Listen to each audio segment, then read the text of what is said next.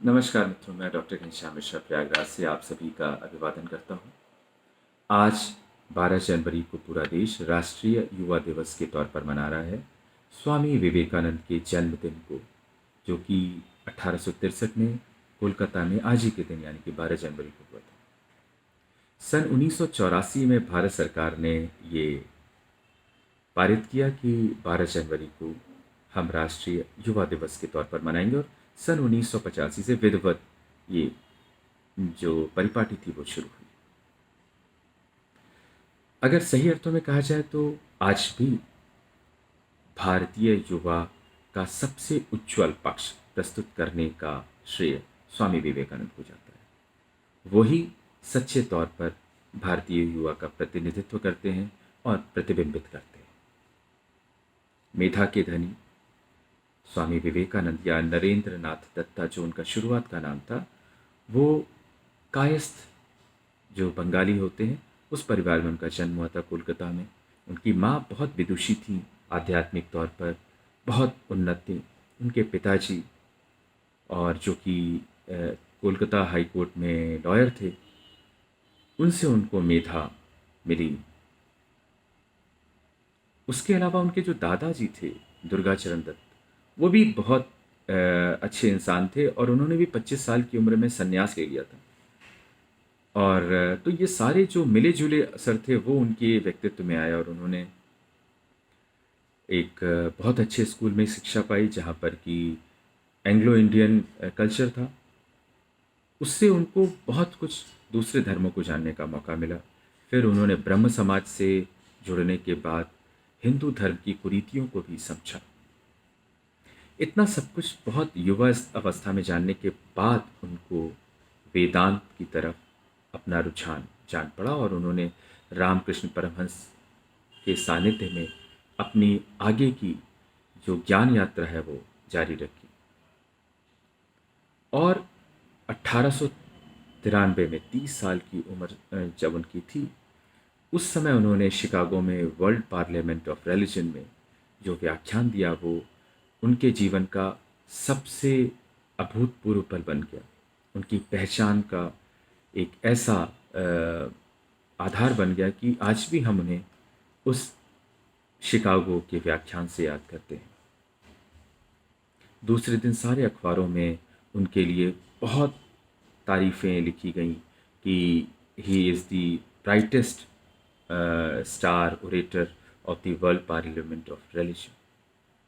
उसके बाद 1897 तक वो वहीं पर रहे, अमेरिका में, इंग्लैंड में घूम घूम कर उन्होंने व्याख्यान दिया वेदांत पर, उपनिषद पर, हिंदू धर्म के उस पक्ष को बताने की कोशिश करी जिसमें कि हम सबका भला चाहते हैं, हमारे लिए पूरा विश्व एक है। इसको उन्होंने स्थापित किया। अद्वैतवाद को स्थापित करने के लिए उन्होंने जो व्याख्यान दिए, उसका असर ये हुआ कि बहुत सारे विदेशी उनके अनुयायी हो गए और उसमें सिस्टर निवेदिता भी थी। मार्गरेट एलिजाबेथ नाम था उनका, आयरलैंड की थी, जो कि बाद में उनके संग लौट कर आई हिंदुस्तान। और विवेकानंद जी ने उसके बाद बेलूर मठ, रामकृष्ण मठ, रामकृष्ण मिशन और वेदांत सेंटर की स्थापना करी। आज भी ये सब वैसे ही चल रहे हैं, उन्हीं सपनों के साथ चल रहे हैं जो रामकृष्ण परमहंस अपने गुरु के द्वारा दिए गए ज्ञान के आधार पर स्वामी विवेकानंद जी ने देखा था। स्वामी विवेकानंद की 1902 में मात्र 39 वर्ष की उम्र में मृत्यु हो गई थी, पर इतने कम समय में उन्होंने जो काम कर दिया उसको करने के लिए सामान्य व्यक्ति को शायद कई कई जीवन कम पड़ते।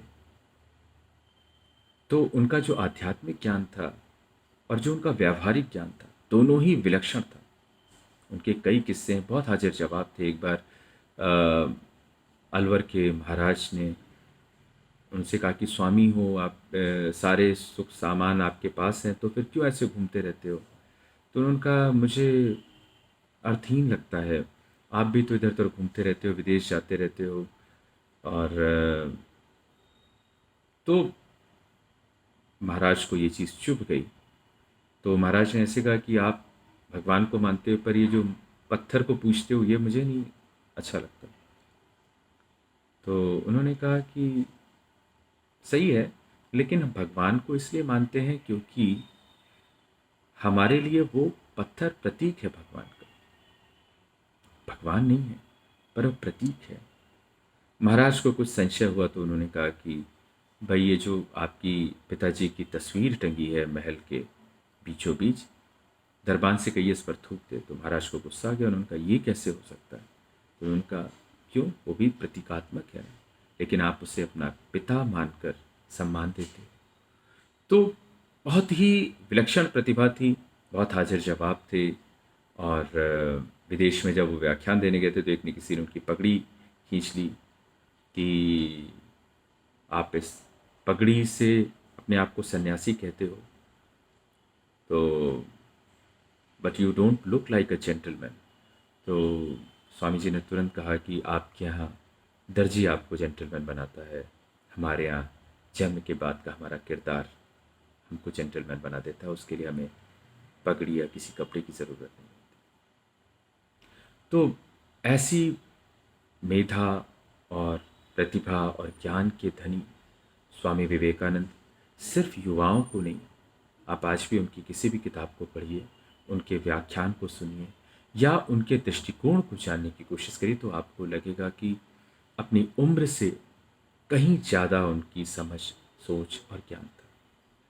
तो ऐसे विलक्षण प्रतिभा के धनी स्वामी विवेकानंद को आज हम नमन करते हैं और उनके द्वारा स्थापित मूल्यों का, जीवन मूल्यों का अनुसरण अगर हम सभी सही अर्थों में कर पाए तो ये जो राष्ट्रीय युवा दिवस हम मनाते हैं इसको एक अलग मायने मिल जाएंगे।